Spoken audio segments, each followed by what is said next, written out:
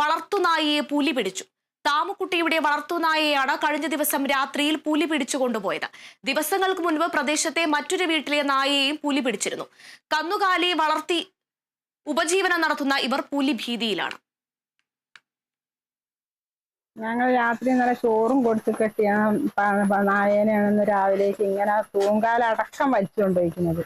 ഇനി ഞങ്ങൾക്ക് ഇത്രയും പശുക്കളും ഉണ്ട്, കോഴിയുണ്ട്, അതുണ്ട്, ഇതുണ്ട്. എന്ത് ഞങ്ങൾ ചെയ്യും? പുറത്തേക്ക് ഇറങ്ങാൻ പറ്റുമോ ഞങ്ങൾക്ക്?